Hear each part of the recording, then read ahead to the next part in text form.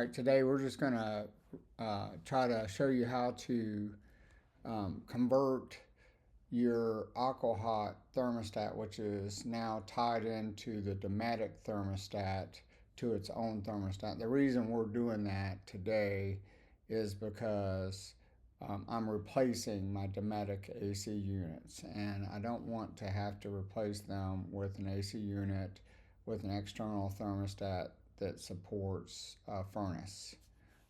So by taking the AquaHot off of the Dometic thermostat, putting in its own thermostat, that opens up the opportunity for me to use whatever AC unit I want.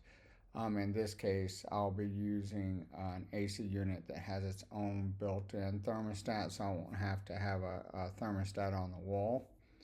And so on the wall will just be replaced with a mechanical thermostat that allows me to control the heat when I need the AquaHot to heat the bus.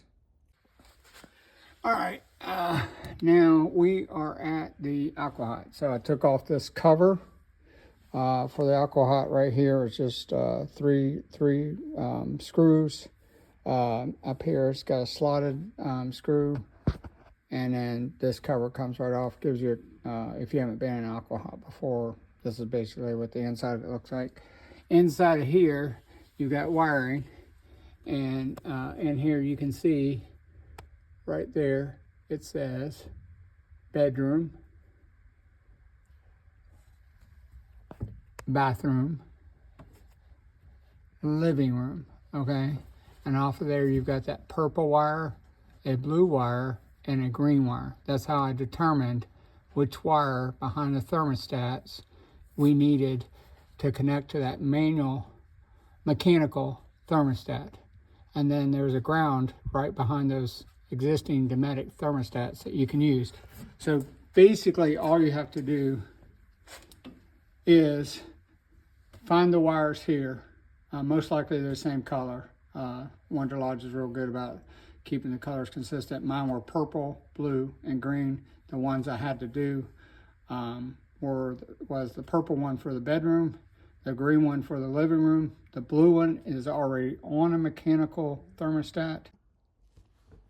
All right, so what we've done is we've gone in to the AquaHot and we've identified the wires, purple, blue, green, clearly identified the bedroom and the living room, which are the only ones we're going to have to work with because the bathroom's already done. And you can, once you identify those wires, you're basically going to go into the living room and into the bedroom and disconnect the thermostat from the wall, pull all the wires out as you can see here, and then you're going to basically identify the same wire that you spotted when you were at the AquaHot. And then also within that group of wires that are attached to that thermostat, there is a ground. So just identify the ground, test the ground, and then basically you have the two wires that you need to connect your AquaHot to a thermostat.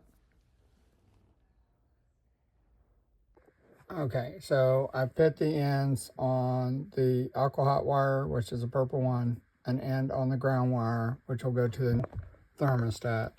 I've taped up this, which is carrying 12 volts. I've also taped this little yellow one that's part of the control. Even though I'll have that cut loose up there, I just taped it because it did say it was 12 volts. So I'm just being extra cautious here. I'll end up just shoving this wire back in here, shoving this red wire back up in there. Let's take that one. Oops, sorry about that. Okay, so I'm gonna shove these wires back up in here. I'll probably just keep them a little bit around there, and then basically I'm gonna put the white wire here on this manual controller, and I'm gonna put the purple wire on this one. So these two. So even though that says G, that is not ground, okay? This R, you can see at the top right here, real close, says R. And then right here, you can say it says W. So put the AquaHot wire on the W and the ground on the R. And that's all you need to do to put the AquaHot on its own thermostat. All right, I'll put this all together and show you a little bit more in a second.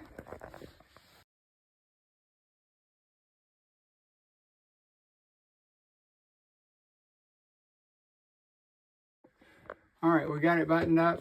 We got the thermostat, you know, nothing fancy, no lights, just on, off, temperature, super easy. So, you know, this is not a hard process. That's all there is to basically getting the AquaHot on its own wiring.